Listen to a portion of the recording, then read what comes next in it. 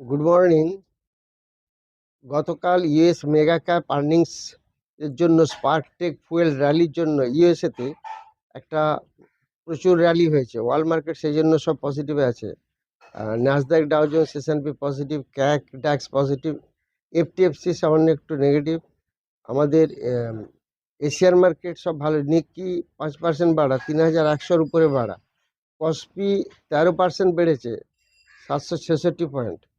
আর আজকে মার্কেট একটু প্লাসেই খোলার চান্স আছে, হয়তো প্লাসেই খুলবে। আর এফআই কালকে 3623 কোটি টাকা বাই করেছে। নিফটির সাপোর্ট থাকবে 24,221 এবং 24,126।